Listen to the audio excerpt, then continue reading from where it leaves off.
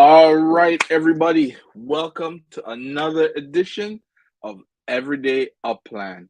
Today, I'm here to talk about Porto and why all factory owners in Upland should be celebrating the opening of the city.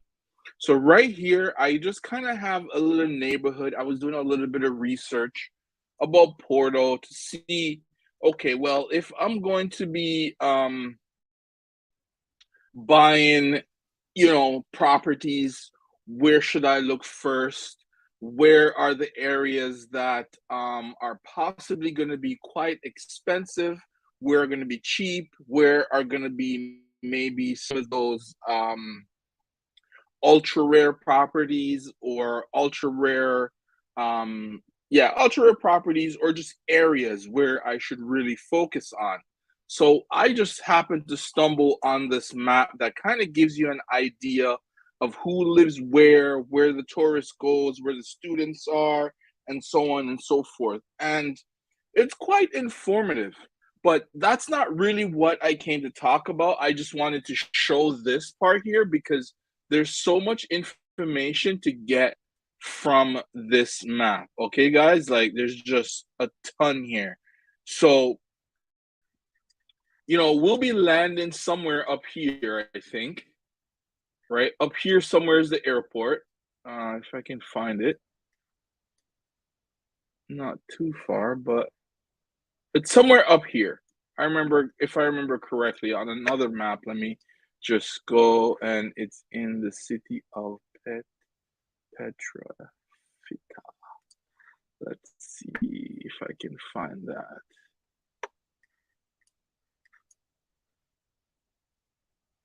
Anywho, I know it's going to be north of like the main area, right? Which is good. Is this it? There's one here. There's one airport right here. I don't think this is the one because it has a different airport code, but it's somewhere in this area up here. I'd have to, while I'm talking, eventually find it. But anyhow, so one of the reasons why I'm doing this episode and why I say that the small all because I see on Twitter, this is why I'm doing this video. I see on Twitter where a lot of guys are saying now, or not a lot, but a few, one and two people here and there are saying, okay, well, once I get my small factory built, well, what's next? Well, Porto is next. That's a city. I don't know if you're gonna have to build another factory in Porto, but I believe this is why I think Upland is more focusing on in their ad when it comes to Porto about the soccer and the legits part of it. Good reasons, right? Good reasons to kind of take our minds off of everything else that relates to Porto. But this is just some of the stuff that I found just by doing the history of Porto and made me come to this conclusion. And this is just a speculation. Don't quote me on it, but I think it's really what's going to happen. Okay, guys? So Porto is a very historic city. Okay. It's had many different nations of people that were ruling it. I think one of the first rulers were the Visigoth. If you look that up, you'll hear about them. Then the Moors came in, and I think it was the Portuguese who came in after. The Christians came in after. That's what it's described as. The Christians came in after to rule, and I guess they've been ruling ever since.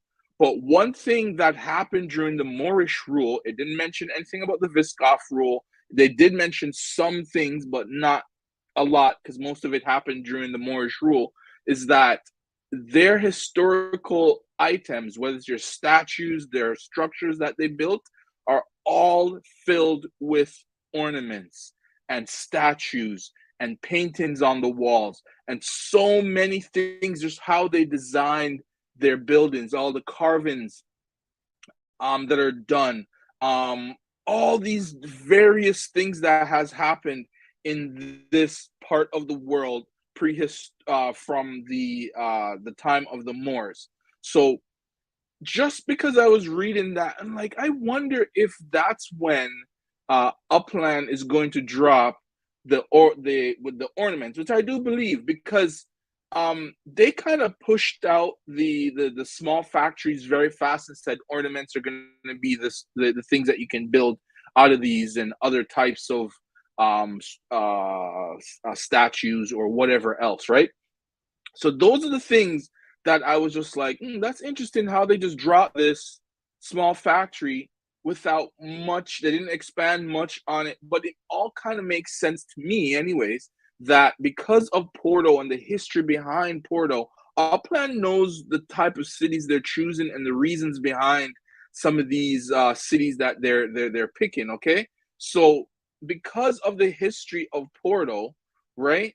It just makes sense for them to now launch the small factories, and then once they open Porto, maybe after the whole collection saga is all dealt with, then they'll release, possibly, I don't know, they'll possibly release that now we'll be able to manufacture ornaments and various other things that are going to be a part of the Upland game. And Porto is the perfect city for them to release the whole brand new legits, which are the soccer legits or football legits, and then possibly make some utility for these small factories so we can start making and creating, whether it's our own ornaments or ornaments that Upland has already picked out, has gone through the city of Porto and has come up with some basic things that people may want to put on their property throughout the Upland metaverse. To me, this is exciting. If this is what is going to happen, it would be awesome. But this is all speculation video and what will happen in Porto.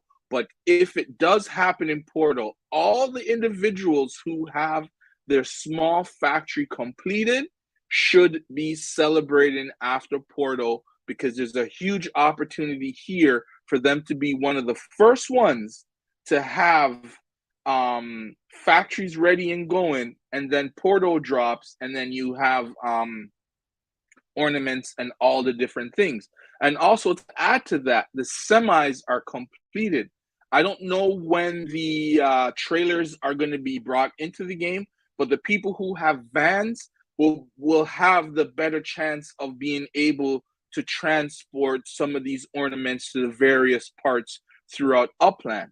The people with the semi truck won't be able to transport anything at the moment because the semi truck has like what do they call it, cartage amount of like 0. So that is just a wait and see for what's going to happen with the semis. But it makes sense that all these things are lining up, and Upland's about to drop a city that has a huge history of amazing historically designed neighborhoods, historically designed buildings.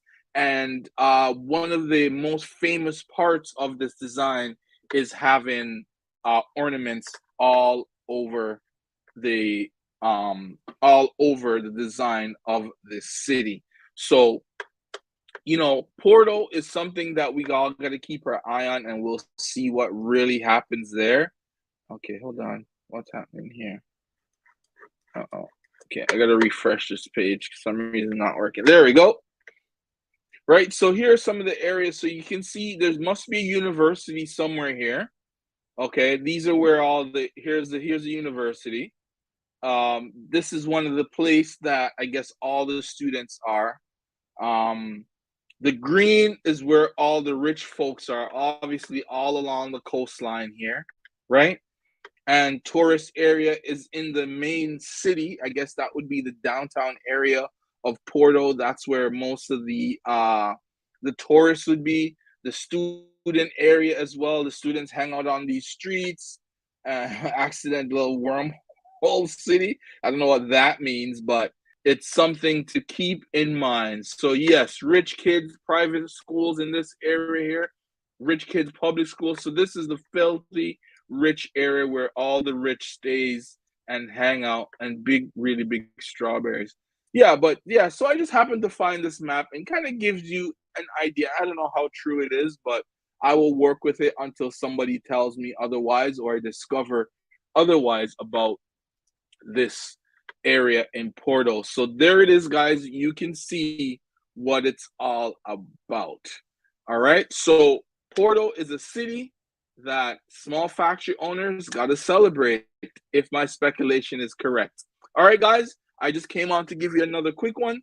Thank you, everyone, for taking your time out to watch this video. If you like the content, please hit that like button. Please hit that subscribe, share, and tune in next time for another episode of Everyday Upland. Bye, y'all.